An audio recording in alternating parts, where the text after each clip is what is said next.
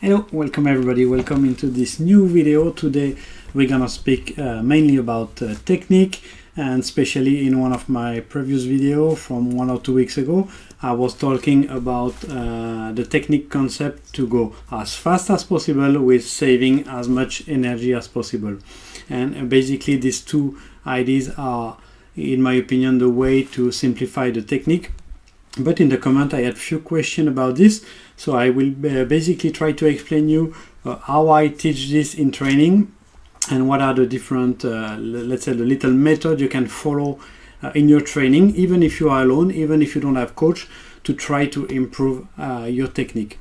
So just as a remember, the idea is to try to go as fast as possible. So basically you will need to know your lap time, and you want to save as much energy as possible. So from this, the best would be to use a heart monitor when you train also. So at least if you can have your heart rate, it's a good point. So first things to do would basically also to start, let's say you're on a classic Vesmaco 200 meters track. For example, let's make it simple. We are in Geisingen. And the first things you want to do, you want to find basically a very simple rhythm on this track and count the step. I talk pretty often about counting the step in training, and counting the step on a lap could be something like 4-2. 4, the first number is basically the number of step you would do in the corner, and 2 is the number of push you would do in the straight.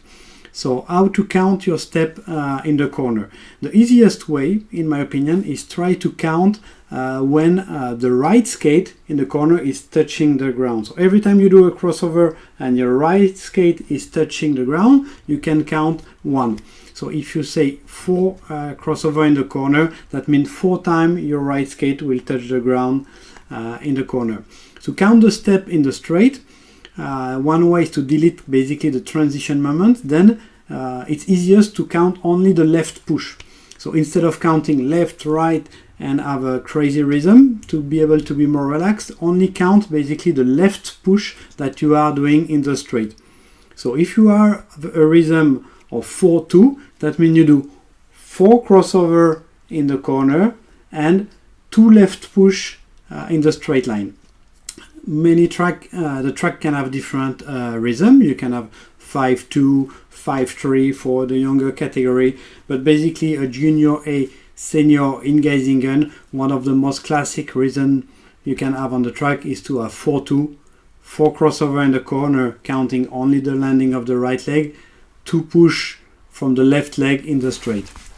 So this is how I count, how I make basically a very simple base on my technique. And without looking time, without looking the heart rate first, I should be able to make many laps with the same counting numbers, 4-2 as a base. When this is established, you can start basically to look at your lap time and try to take something very simple. 30 kilometers an hour would be 24 seconds per lap. So try to maintain 24 seconds per lap with this rhythm, 4 crossover, 2 push on the left leg in the straight. This way to count is pretty good because it kind of delete the transition between straight line and corner to straight line. So the counting is much easier to manage. But the idea is first get the counting good at the time and try to make regular lap time with this counting. And the third part is then to try to look at the heart rate and then play on 2 ID. If you have a, let's say, endurance training, you do 3 times 20 minutes on the track. From this, you want to improve your technique, to improve the rentability or the cost of energy during skating. Let's say you want to first try to maintain this 24 seconds per lap and reduce your heart rate. So here you need to be very sensitive about how much energy your body is spending. And you want maintaining the speed, maintaining the rhythm. You want to contract the muscle just enough during the whole movements, during the whole lap, to maintain this speed. If you contract too many muscle, or if you just for one push you contract too much your muscle, there is a big difference from a skater to another. So by doing some series of 20 minutes like this, or when you do your winter time training endurance, this is the best moment to try to make something very simple, always the same, and try to find the little details that will make you improve. It's not about, at this moment, it's, let's say you already have quite a good basic technique, you're already pushing good to the side, you already have a good position, you're quite stable on your skate, but looking at those details, being able to bring your heart rate, let's say, go down from 140 to 135 by maintaining 24 seconds a lap with the same number of steps during one lap is it's a way to improve your technique. Even if you don't have a coach, you can do this yourself, and you will find by your feeling where you have to relax in your body and what you're doing wrong or bad. Of course, if you're not taking good outside edge, if your landing is too fast or too strong on the ground, basically it will be very difficult to improve. So a coach, of course, will help you to improve details like this. But even if you are alone, this is, in my opinion, the best way to find how to go fast with saving energy. You can do the exercise also in another way. Let's say you maintain the rhythm of 4-2 and you decide that you want to skate at an average heart rate of 140 BPM again, but then the goal would be to try to make your lap time faster. So without going higher in heart rate, you just want to improve the lap time. So that's the other way to find better quality in your push, the better contact, the better exact muscle contraction you need for this. So this is a good way, I think, to improve your technique.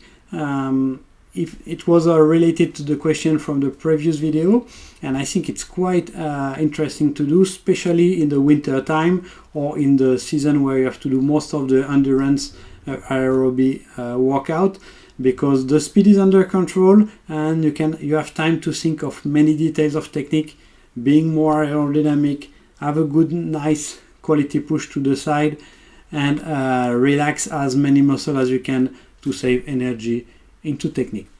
So this is basically what's going on in my head most of the time I'm skating. I'm really trying to be kind of lazy, but maintain a stable, efficient position, and it's also working very good. I did this with a mini group and helping to count at the beginning. Every time the right skate land in the corner, you count 1, 2, 3, 4, and then when you push from the left, it's 1, 2, and then again in the corner when the right leg land, you count 1, 2, 3, 4 again. You can learn also to create some diversity to find what's the best pushing time for you, efficiency in your technique.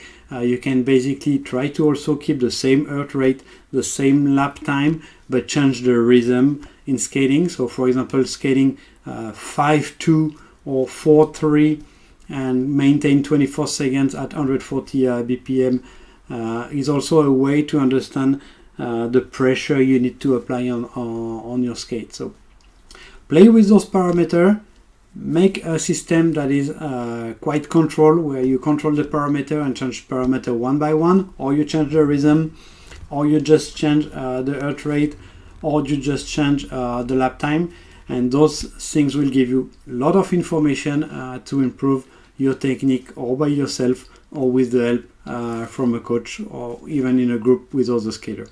If you learn to get this rhythm good, it's interesting and the progress comes much faster, in my opinion. If you have more questions, if there is something that was not clear that you didn't understood, feel free to put the question in the comment. Very good exercise to do in winter time, or when you cool down after a competition, even during warm-up and cool down during hard training session.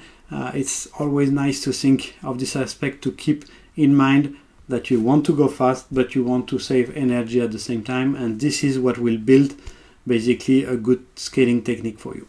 Thanks for following the video, and see you in the next one, probably next week. Bye bye.